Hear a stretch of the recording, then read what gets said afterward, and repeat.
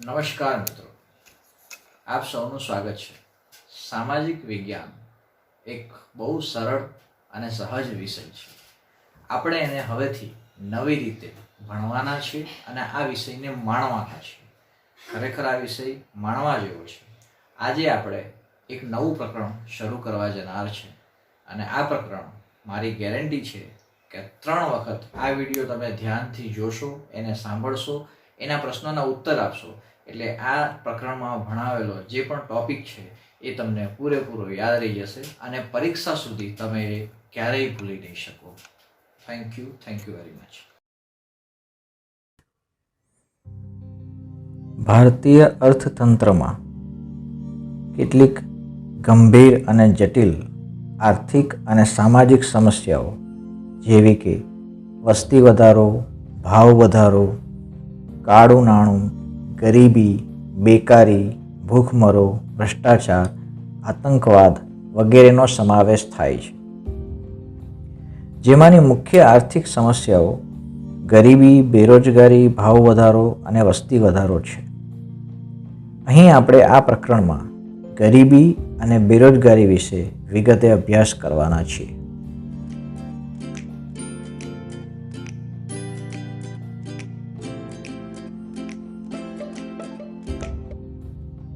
Good morning friends. આજે આપણે ગરીબી અને ગરીબી રેખા નીચે જીવતા લોકોના લક્ષણો વિશે વાત કરીશું. તો ગરીબી એટલે શું તે જાણીએ આપણે.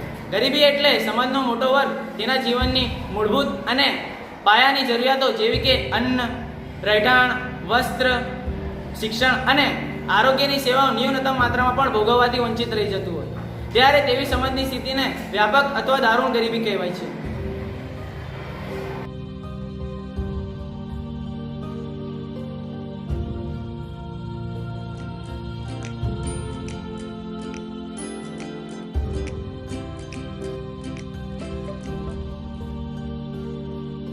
ગરીબી રેખા નીચે જીવતા લોકોના લક્ષણો વિશે વાત કરીશું. પ્રથમ કે જે વ્યક્તિને 2 ટંક પૂરતું ભોજન મળતું ન હોય, રહેવા માટે મોકળાશવાળી જગ્યા પ્રાપ્ત થઈ ન હોય, ના છૂટકે પણ ગંદા કે સ્લમ વિસ્તારોમાં જેઓને વસવાટ કરવું પડતું હોય, તેની આવક નિર્ધારિત અપેક્ષિત આવકથી પણ ઓછી હોય, તેનું આયુષ્ય દર રાષ્ટ્રીય સરેરાશ આયુષ્ય દરથી પણ ઓછું હોય, જેઓ મોટે ભાગે નિરક્ષર હોય.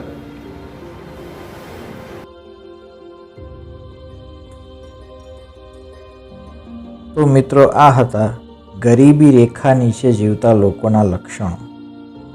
આપણી આસપાસ પણ આવા ઘણા લોકો હશે કે જેમને પૂરતું ભોજન ન મળતું હોય, પૂરતી જગ્યા ન હોય, એમનો આયુષ્ય દર ઓછો હોય, એઓ ભણી ન શકતા હોય, નાના મોટા રોગથી પીડાતા હોય, જેમના બાળકોને નાની ઉંમરે મજૂરી કામે જવું પડતું હોય. આવા પરિવારો, આવા લોકો આપણે આપણી આસપાસ ઘણી માત્રામાં જોયા હશે. ગ્રામીણ અને શહેરી બંને વિસ્તારમાં ગરીબી રેખા નીચે જીવતા કુટુંબોની આવક ઘણી ઓછી છે.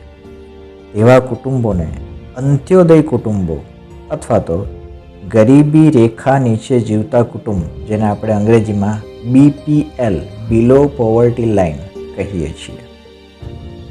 સરકારે આવા કુટુંબોને ઓળખી કાઢીને રેશન કાર્ડ આધારે જાહેર વિતરણ વ્યવસ્થા શરૂ કરી છે, જેને આપણે કંટ્રોલની દુકાનો કહીએ છીએ. એની વાત છે અહીંયા. આ દુકાનોને વાજબી ભાવની દુકાનો પણ કહે છે. આવા કુટુંબોને દર મહિને આવશ્યક ચીજ વસ્તુઓ જેવી કે અનાજ, ખાંડ, તેલ, મીઠું, કેરોસીન સસ્તા ભાવે અથવા નજીવા ભાવે આપવામાં આવે છે અને એ દ્વારા તેમનું જીવન ધોરણ ઊંચું આવે તેવા પ્રયાસો સરકાર દ્વારા કરવામાં આવે છે. ગરીબી રેખાનો સૌ પ્રથમ ખ્યાલ WHO ના નિયામક બોર્ડ બ્યોર્ડ ઓરેએ કર્યો હતો. ગરીબી રેખાની ગણતરીમાં કે માપનમાં હવે અનાજ, વસ્ત્ર, રહેઠાણ, શિક્ષણ, આરોગ્ય, પીવાનું ચોખ્ખું પાણી, વીજળી, સેનિટેશનની સુવિધા, વાહન પરિવહન વગેરે પાછળ થતા વપરાશી ખર્ચ અને આવકને ધ્યાનમાં લઈ કેલરીને આધારે જીવન ધોરણની નિશ્ચિત સપાટીને ગરીબી રેખા તરીકે ઓળખવામાં આવે છે. ગરીબી રેખાનો ખ્યાલ સમય, સ્થળ, સંજોગો કે પરિસ્થિતિમાં આવતા ફેરફારો મુજબ બદલાય છે. હવે આપણે જોઈશું ગરીબીનું માપન.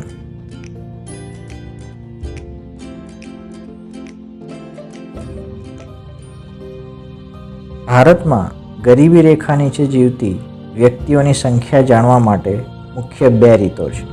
1. કોઈ એક કુટુંબ દ્વારા વિભિન્ન વસ્તુઓ કે સેવાઓ પાછળ કરવામાં આવેલો ખર્ચ જાણીએ તો આ આંકડો મળી જાય. અથવા નંબર 2, કુટુંબ દ્વારા મેળવેલ કુલ આવકના આધારે પણ આપણે ગરીબીને માપી શકીએ, યા તો આવક દ્વારા અથવા તો ખર્ચ દ્વારા.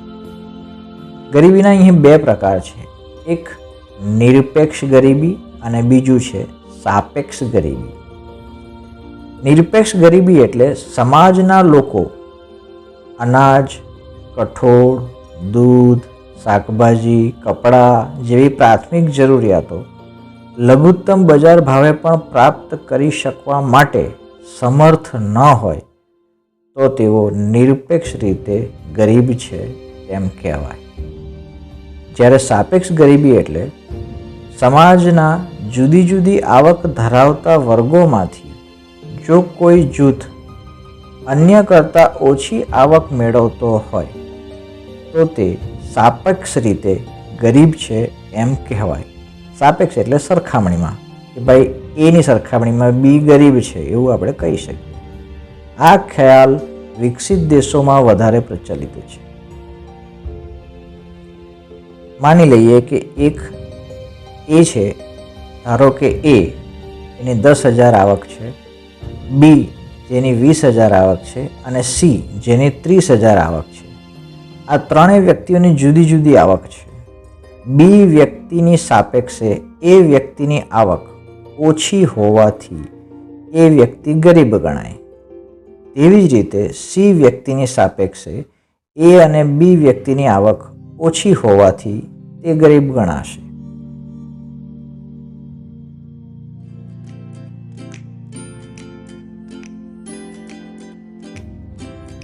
ભારતમાં ગરીબી. ભારતમાં આયોજન પંચે 2011-12માં ગરીબી રેખા નક્કી કરવા માટે ગામડાના ક્ષેત્રોમાં માથાદીઠ માસિક વપરાશી ખર્ચ ₹816 એટલે કે કુટુંબ દીઠ જો ગણીએ તો ₹4080 અને શહેરોમાં માથાદીઠ માસિક વપરાશી ખર્ચ ₹1000 અને જો કુટુંબ દીઠ ગણીએ તો ₹5000નું પ્રમાણ નિર્ધારિત કર્યું હતું. એટલે કે વપરાશી ખર્ચને પહોંચી વળવા એટલી માથાદીઠ માસિક આવક ઓછામાં ઓછી મળવી જ જોઈએ. આ નવા માપદંડના આધારે ભારતમાં 2011-12માં ગરીબોની સંખ્યા ઘટીને 27 કરોડની થઈ હતી અને ગરીબીનું પ્રમાણ કુલ વસ્તીમાં ઘટીને 21.9% થઈ ગયું હતું.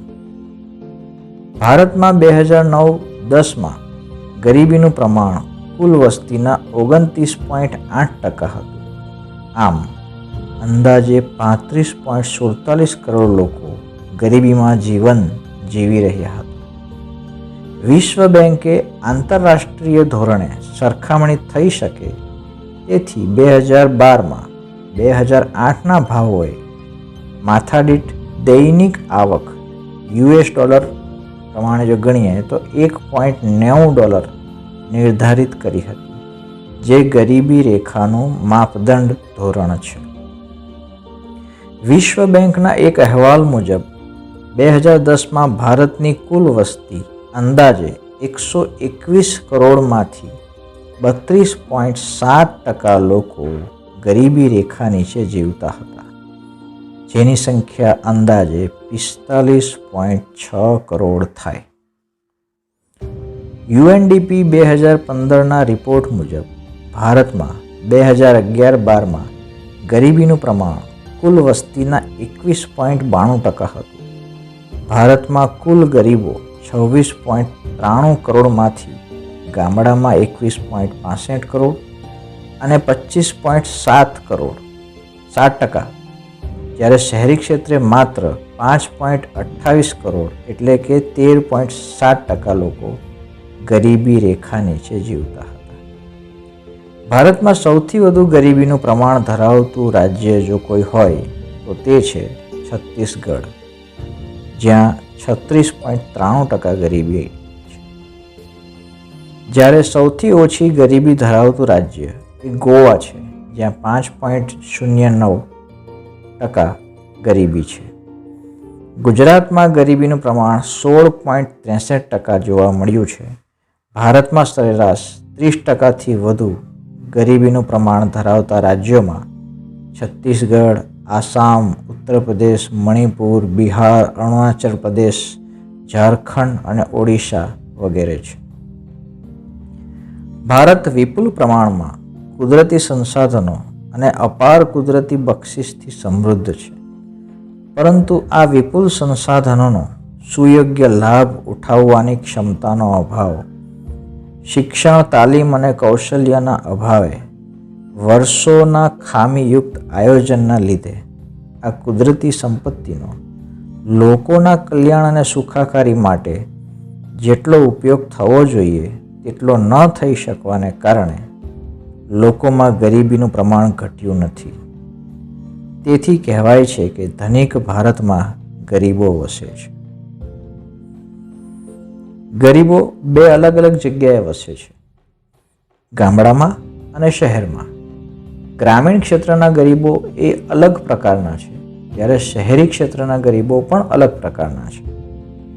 ગ્રામીણ ક્ષેત્રના ગરીબો મોટે ભાગે જમીન વિહોણા ખેત મજૂરો, ગૃહ ઉદ્યોગો કે કુટીર ઉદ્યોગના કારીગરો, સીમા જે ગામડાની સીમા હોય, જિલ્લાની સીમા હોય ત્યાં એકદમ છેવાડા પર જઈને કામ કરતા હોય એવા ખેડૂતો, ભિક્ષુકો, રોજે રોજ પર વેઠ ઉતારીને, વેઠ એટલે એક જાતની મજૂરી પ્રથા કે જ્યાં રોજ પગાર આપવામાં આવે એવા મજૂરો, જંગલ કે પહાડી વિસ્તારમાં રહેતા લોકો, જનજાતિઓ, કામચલાઉ કારીગરો છે જે ગરીબી રેખા નીચે જીવન જીવી રહ્યા છે.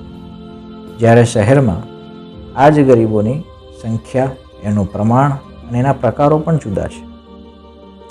શહેરી વિસ્તારમાં વસતા ગરીબો એમાં કામચલાઉ મજૂર, બેરોજગાર દૈનિક શ્રમિક, ઘર નોકર, રિક્ષા ચાલક, ચા નાસ્તાની લારી ગલ્લા કે હોટલ ધાબા પર કે ઓટો ગેરેજમાં કામ કરનારા શ્રમિકો, ભિક્ષુકો કે જેઓ પોતાની ન્યૂનતમ જીવન જરૂરી વસ્તુઓ પણ સંતોષી શકતા નથી અને ગરીબાઈમાં સબડી રહ્યા છે.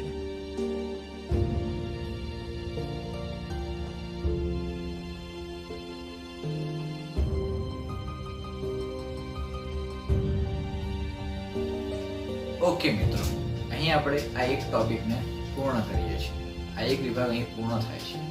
હવે આટલું જાણ્યા પછી, આટલું સમજ્યા પછી કેટલાક પ્રશ્નો છે જેના જવાબ તમે આપી શકો છો, તો તમે આ વિડીયોને બરાબર ધ્યાનથી જોયો છે. અને જો આ સવાલના જવાબ આપવામાં તમને હજી પણ અનુકૂળતા નથી તો ફરીથી આ વિડીયો વારંવાર જોશો એટલે આ પૂરેપૂરો ટોપિક તમને સમજાઈ જશે.